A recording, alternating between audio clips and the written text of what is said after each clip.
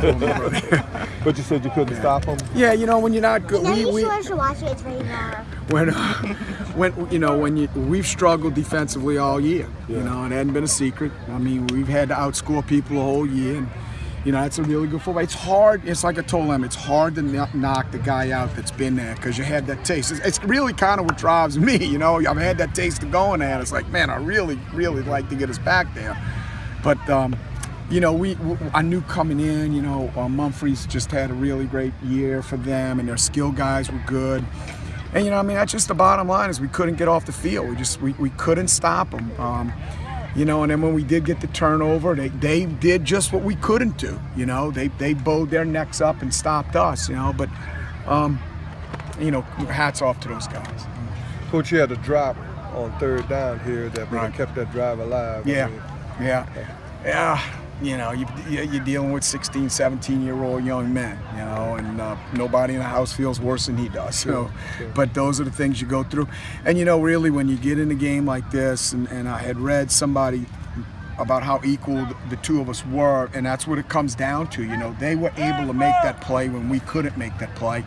And that's what it comes down to. You know, see him again in week 2 next year. We got him in week 2. So, but.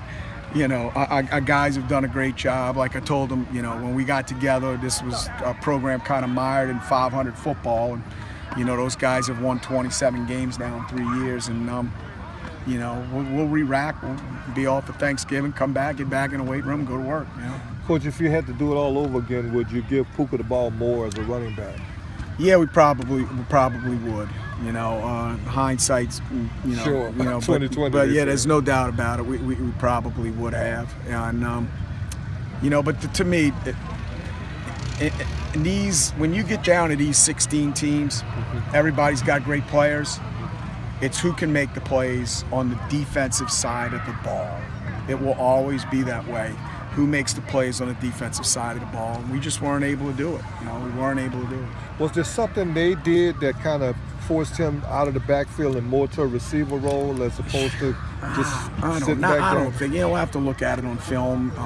You know, tomorrow morning I'll look at it on film. I don't think so. You know. You just were trying to get him out of space? space? You know, we were just trying to get him in some space. Yeah. But, you know, what makes those guys great is just their ability to run. Very few people could run with us. They could run with us. And so, you know, it just wound up being the way it wound up. You know, but it was 2 good football teams. Other than Puka, who else returns next year? I mean, you've got. Do you have a good? Yes, we lose our quarterback. We lose Drew Jones and Tyler Fricky. And Devontae Clark. Everybody else comes back, wow. You know. So, you know, we were a little bit ahead of schedule. Now, you know, you got to find a quarterback. That's the key for us, and it may be Anthony. You know, it may be Anthony, and that may be doing some things that they're doing. Y'all give Tulane a plug. You know, if we move Anthony to quarterback, I'll be at Tulane a whole lot with Lester. With number 7, they'll think that's Michael Vick playing. You're exactly right. You know, but. You know, our program's in the right spot, Julie. Our young kids, our JV and our 9th grade teams have gone undefeated 3 years in a row now. So those guys, it's their turn now. Their turn to climb the ladder and keep us going forward. But, you know, we return a lot of guys. So.